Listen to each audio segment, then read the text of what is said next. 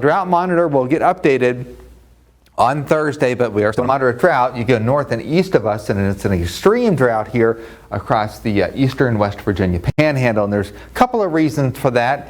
First of all, we've been under this high pressure ridge for an extended period of time that has given us very warm weather from mid-June until now. Now, you add the microclimates in the region driven by the climate. This is our region, and we're kind of looking at this from a bird's eye perspective on the ground, where we get most of our weather come in from the west, and we get kind of an upslope component. So we do see at least a few showers when we do get a front come through. When you get on the eastern slopes of the mountains, for example, we're going to go up towards Wiley Ford, which is in Mineral County.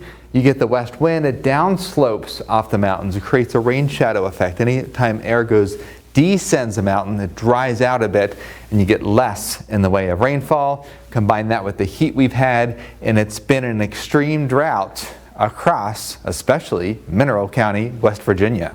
Here in southern West Virginia, we are making up for lost revenue, folks. Look at that. We finally have water in the creeks and streams. We have green pastures, but it's a different story in the eastern Panhandle, where Mineral County, for instance, is in an extreme drought. 55 counties in West Virginia have been declared in a state of emergency due to the drought. And I have the owner of Higson's Farm here in Mineral County in the extreme drought. That's the second highest level category drought there is.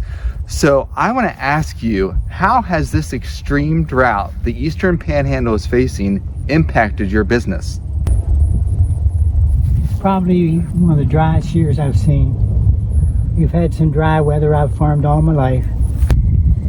88, I think, and 87 was two really dry years.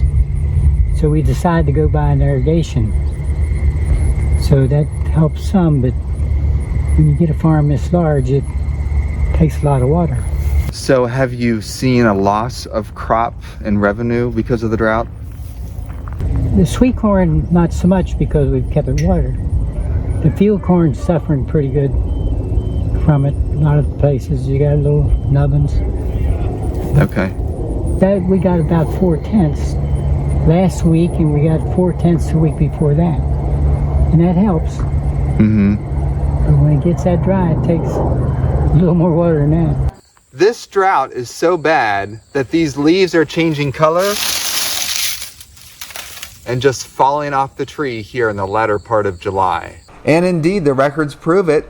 June 1st through July 28th, the first half of the summer for Mineral County, the driest was 1991 with 1.4 inches of rain. This summer, only 2.45 inches of rain, and rounding out the top three was 1999 with 2.5 inches of rain. The drought feedback loop is well underway across the eastern West Virginia Panhandle. This graphic shows that with famished trees and famished soil, there's less evaporation. Evaporation is a cooling process. The sun can bake the soil and temperatures skyrocket.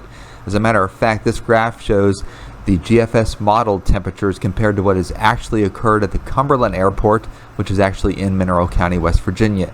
Each day through the middle of July, the temperatures have been warmer than forecast and the dew points much lower than forecast, meaning the air is very dry, so that when fronts come in from the west, not only do you get the rain shadow effect from the downsloping flow, but this animation from July 16th shows that you also lose a lot of that moisture because the relative humidity at the surface is very low. Of course, we will continue to follow the drought trends here in West Virginia going forward through the rest of the summer and, of course, into the fall season. Chief Meteorologist Chad Merrill for Newswatch. Now, one thing he mentioned at the farm is that in past years when we've had drought, there's been at least a little bit of dew in the morning when they go out to pick the corn. The corn needs to stay moist. Mm-hmm. But with these mornings, it's been so dry there hasn't been dew, and that's one of the reasons why the corn crop is suffering in the eastern Panhandle. So it's definitely something that for them is going to take months to eradicate unless we have a really anomalous hurricane season where they get two back-to-back hurricanes or 7 inches below average for rainfall. So in our region, we're 1.5 inches behind for this month. We've actually made up so far this month, and a little bit behind for June. So we're in a little bit better position than them. All right, well, thank you so much for all that information.